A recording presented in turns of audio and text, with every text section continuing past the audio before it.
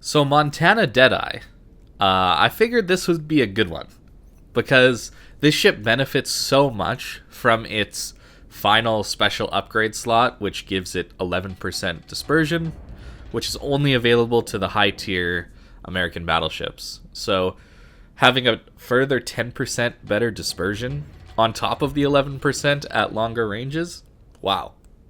All right, like that has to be good. So wanted to try it, and unfortunately we got the worst map game mode combination in the game. This is by far the worst.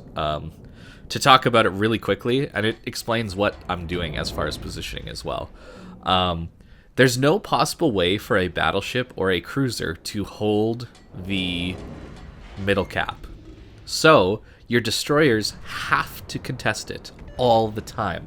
They can never leave it or get away from it. You at least have to have one always there, and probably two to deal with their destroyers doing the same thing. It's so horribly designed because it locks a couple ships into one area at all times of the game. So, because of this, I need to push in and try and support them. Basically, that's what I'm doing right now. I'm trying to support my destroyers. So, in probably the most passive meta possible, I'm pushing in. Which is not great. Not good for my Deadeye either, let's be honest. But it's crucial that we win the destroyer fight. That is how you win this map and game mode. You just have to be actively helping your destroyers in this game. And that's just why I'm pushing up here. It's so good. Now, Deadeye is, again, like we've talked about, active when there's no one spotted within your detection radius. So, for the most part, it is pretty good, actually, at long range. It's very useful. And, you know, Montana is very good at that, destroying broadsides. That's what the ship does. But the issue still remains with Montana, where it doesn't do well when people angle to you. That's its entire problem. It's always been like that, and it always will be like that. It's really bad against angled targets. And this might help a little bit if we can maybe, you know, snipe some superstructures. Like if you saw my Kremlin video from the other day, it's really massive how much damage you can do to superstructure like that. So maybe this will help it against angled targets a little bit more. So that would be nice to have, but I don't know if it's gonna. Deadeye is magically gonna make Montana come back into favor. Not having 30 millimeters of overmatch is just it's not good enough. I think I really do think it's not good enough.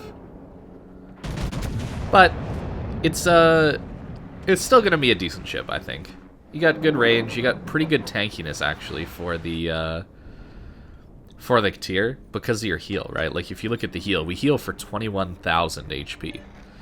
And because of that, I've actually given up taking the superintendent module. I forget what it's called right now. I'm gonna have to relearn all these names, but superintendent at tier 4 for a 4-pointer. That's the module or the upgrade I've given up. And instead, I've actually taken double AA build. I'm taking a full AA build on this thing, and I was trying to figure out if the AA build was actually going to be worth it. This game, I actually took accuracy on these 3 million upgrade slot, so upgrade slot 6. I was still running accuracy here, but there was a game after this that I ran the AA module along with the full AA build, and I don't really think it did much. Surprising no one. It didn't do too well. So it seems like Vermont is the way to go if you want a full AA kind of build on a ship, just because it has defensive fire, and a very good one at that. Now, look at where I am. I'm right in the thick of it with my cruisers, and this could have been a losing play, but this island here is actually able to protect me somehow. I picked like one of the smallest islands to push up to, and it actually is just big enough to protect me. And this is what you gotta do if you want to push. You gotta get to these pseudo like save points, which are islands, and then just sit there and wait for your heals to come back and your damage control to come back, all that stuff. You can't just push all the time. Now, this obviously won't have Deadeye, but we got pretty lucky with our dispersion and managed to get a Citadel, 25k. So, I don't know. I felt like Montana was actually working this game. I'll need to play with it a bit more to know if it's actually really good this patch or not.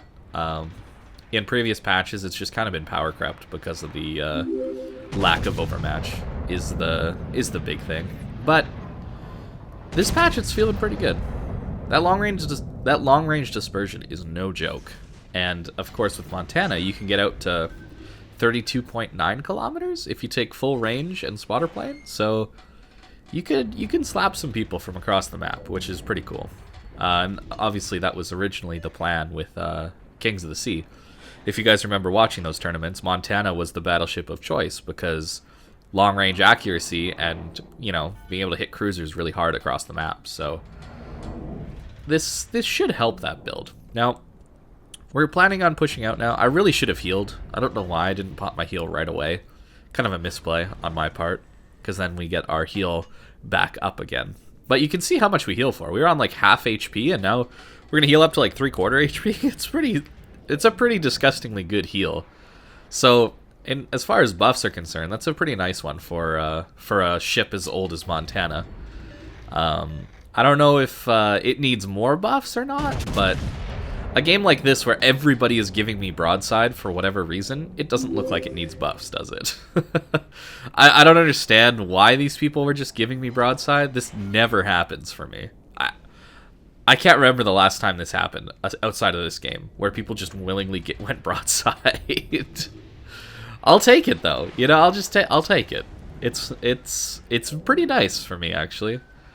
But that's why overmatch is so important, is for when people don't just give you broadside.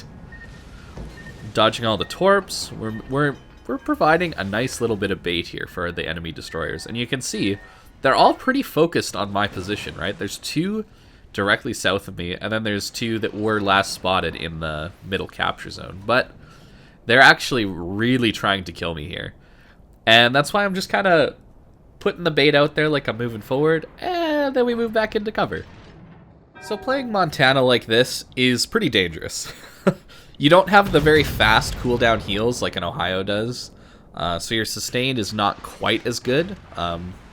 Over long periods of time, you're definitely going to be able to heal more than an Ohio, but those short bursts of damage that you got to deal with are trickier to deal with in a Montana. So staying angled and staying kind of behind islands like this is pretty important to do with a ship like this. Obviously, the best thing you can do is flank, simply because your shells don't overmatch much. Like, this Venezia won't even get overmatched by my shells. So it's pretty important to get on the flank of the enemy team. And right now we're more in the bulk of where our team is. We're kind of playing around with our teams, so it's not surprising that people are angling quite well to us here. But assuming there's no CV in the game, because flanking is impossible when there's a CV in the game, which is one of the reasons why it doesn't really match with this game.